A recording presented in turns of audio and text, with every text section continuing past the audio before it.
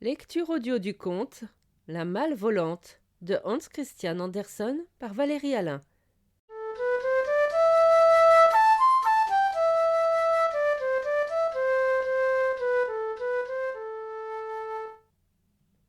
Il était une fois un marchand qui était si riche qu'il pouvait paver toute la rue, et presque une ruelle de plus, avec des pièces d'argent. Mais il ne le faisait pas, il savait employer son argent autrement. S'il dépensait un skilling, il recevait bientôt un deller. Voilà quelle sorte de marchand il était. Et puis il mourut. Son fils eut alors tout cet argent, et vécut joyeusement. Il allait au bal masqué chaque nuit, se montait des cerfs-volants avec des rixdales en papier, et faisait des ricochets dans la mer avec des pièces d'or au lieu de pierres plates, en sorte que l'argent filait. Il ne lui resta plus finalement que 4 skillings, et il n'avait pas d'autre vêtements qu'une paire de pantoufles et une vieille robe de chambre.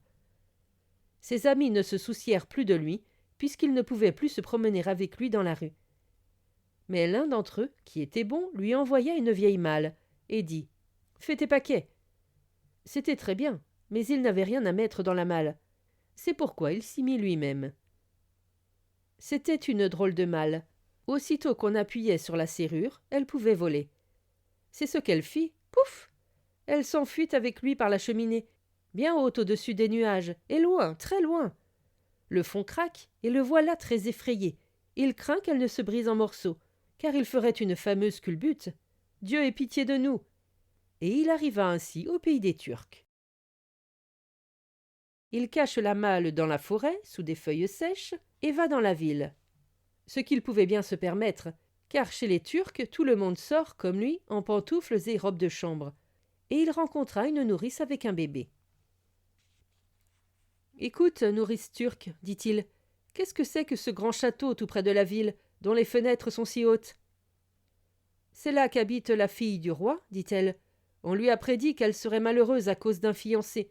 Aussi personne ne doit venir chez elle sans que le roi et la reine soient là. »« Merci, dit le fils du marchand.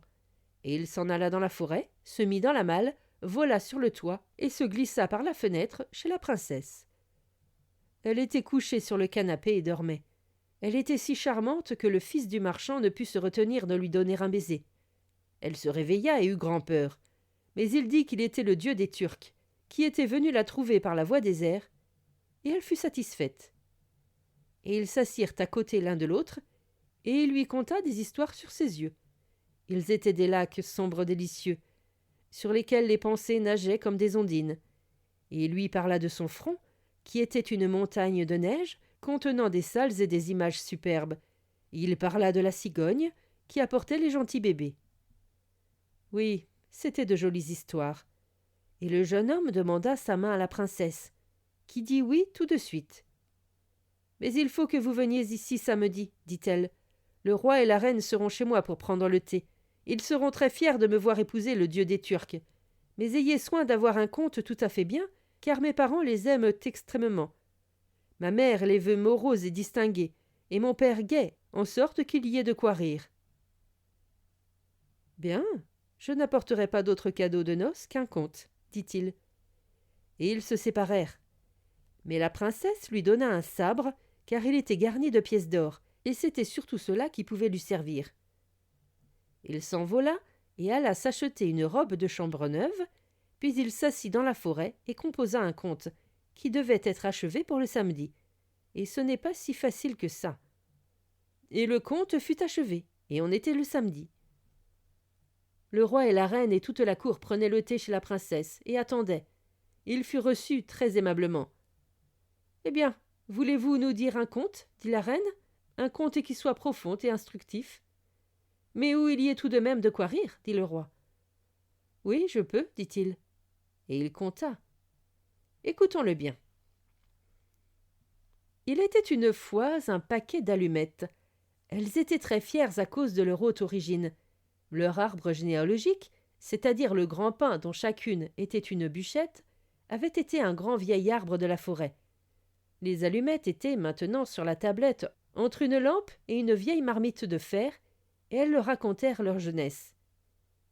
« Oui, nous étions alors sur une branche verte, disait-elle. C'était vraiment la prospérité. Matin et soir, thé pur comme le diamant, c'était la rosée. Toute la journée le soleil, quand le soleil brillait, et tous les petits oiseaux devaient nous conter des histoires. Nous pouvions observer combien nous étions riches, car les arbres à feuillage n'étaient habillés qu'en été, tandis que notre famille avait les moyens d'être en vert l'hiver comme l'été. Mais les abatteurs d'arbres sont venus, et ce fut la grande révolution. Notre famille fut dispersée. Son chef, le tronc, a trouvé place comme un grand mât sur un magnifique vaisseau qui pourrait faire le tour du monde, s'il voulait. Les autres branches sont allées ailleurs, et nous avons la charge d'allumer la lumière pour les gens de bas étage. Voilà comment nous, gens de qualité, sommes venus ici dans la cuisine. Mon sort est bien différent, dit la marmite de fer, qui était à côté des allumettes. Depuis que je suis venu au monde, on m'a récuré et fait bouillir bien des fois. Je me charge du substantiel et suis à proprement parler le premier ici, dans la maison. Ma seule joie est, après le repas, de reposer propre et net sur la tablette et d'avoir une conversation sensée avec les camarades. Mais, si j'accepte le seau d'eau qui de temps en temps descend dans la cour, nous vivons toujours entre quatre murs. Le seul qui nous apporte les nouvelles est le panier du marché, mais son bavardage sur le gouvernement et le peuple sont bien incohérents. Il y avait même autrefois un vieux pot qui s'en fut tellement effrayé qu'il est tombé et s'est cassé. Le panier a des idées hardies, vous savez. Maintenant tu parles trop, dit le briquet.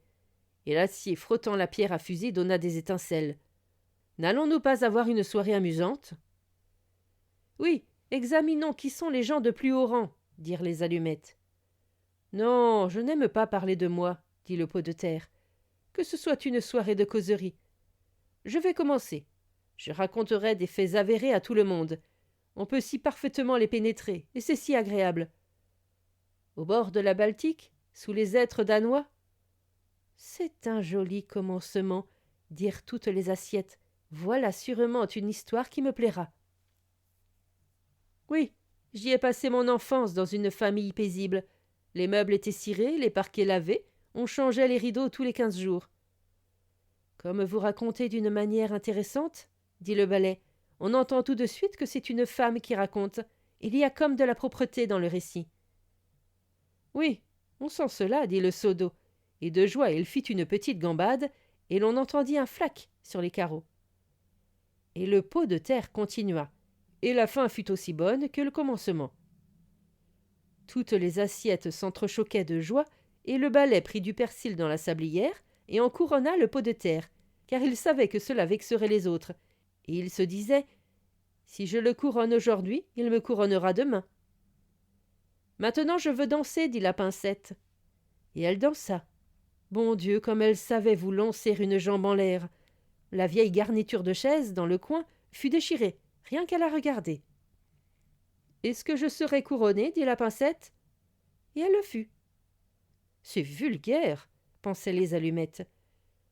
La fontaine à thé devait alors chanter, mais elle était refroidie, dit-elle, et ne pouvait chanter que lorsqu'elle était prête à bouillir. Mais c'était pure gloriole. Elle ne voulait chanter que lorsqu'elle était sur la table chez les maîtres. Près de la fenêtre était une vieille plume dont se servait la bonne pour écrire. Elle n'avait rien de remarquable, sinon qu'elle avait été plongée trop au fond de l'encrier, mais elle en était très fière. « Si la fontaine à thé ne veut pas chanter, dit-elle, elle peut se taire. Il y a dehors, dans une cage, un rossignol. Il sait chanter. Il est vrai qu'il n'a rien appris, mais nous ne dirons rien de mal ce soir à ce propos. » Je trouve fort inconvenant, dit la bouilloire à thé, qui était la chanteuse de la cuisine et demi-sœur de la fontaine à thé, qu'on aille écouter un pareil oiseau étranger. Est-ce patriotique? J'en fais juge le panier du marché. Je suis vexé, dit le panier du marché. Je suis fâché profondément. Comme personne ne peut s'en faire une idée. Est-ce là une façon convenable de passer la soirée? Ne vaudrait-il pas mieux remettre la maison en ordre? Chacun serait à sa place et je dirigerais le mouvement. Ce serait une autre affaire. Oui, faisons du tapage, dirent-ils tous. À ce moment, la porte s'ouvrit. C'était la bonne, et ils se tinrent tous coi. Personne ne broncha. Mais il n'y avait pas un seul petit pot qui ne sût ce qu'il pouvait faire. Et quel haut personnage il était! Oui, si je l'avais voulu, se disait-il, on aurait passé une agréable soirée. La bonne prit les allumettes et en fit du feu. Bon Dieu, comme elle crépitait et flambait! Tout le monde voit maintenant, songeait-elle, que nous sommes les premières. Quel éclat, quelle lumière! Puis elles s'éteignirent. C'est un charmant conte, dit la reine. Je me suis sentie tout à fait dans la cuisine avec les allumettes. Oui, tu auras notre fille. Certes, dit le roi, tu auras notre fille lundi. Le roi et la reine le tutoyaient déjà, comme membre de la famille. Le jour du mariage était fixé, et la veille au soir, toute la ville fut illuminée. Pain mollet et craquelin étaient jetés à la gribouillette. Les gamins des rues marchaient sur la pointe des pieds, criaient hurrah et sifflaient dans leurs doigts. C'était magnifique. Alors il faut que je fasse aussi quelque chose, se dit le fils du marchand. Et il acheta des fusées, des pois fulminants et tous les feux d'artifice imaginables, les mit dans sa malle et s'envola au-dessus de la ville avec cela. Pouh, quelle gerbe et quel crépitement! Tous les Turcs sautaient en l'air, leurs pantoufles envolaient par-dessus leurs têtes. Jamais ils n'avaient vu de tels météores. Ils comprenaient que c'était bien le Turc des dieux lui-même qui allait épouser la princesse. Dès que le fils du marchand fut redescendu dans la forêt avec sa malle, il se dit « Je vais aller en ville pour savoir quel a été l'effet produit. » C'était assez naturel qu'il voulût s'en rendre compte. Non, ce que les gens racontaient, chacun de ceux qui l'interrogeaient avait vu le feu d'artifice à sa façon, mais tous étaient enchantés. « J'ai vu le dieu des Turcs lui-même, disait l'un. Ses yeux brillaient comme des étoiles, il avait une barbe comme l'écume des vagues. Il volait dans un manteau de feu, disait un autre. De petits anges montraient leur tête dans les plis. C'était très bien tout ce qu'il entendit, et la noce était pour demain. Il rentra dans la forêt pour se mettre dans la malle. Mais où était-elle? La malle était brûlée.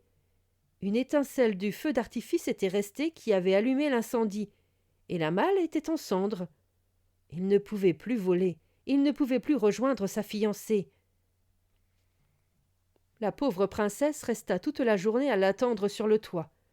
Elle l'attend encore. Et lui court le monde et dit des contes. Mais ils ne sont plus aussi amusants que celui qu'il avait raconté sur les allumettes.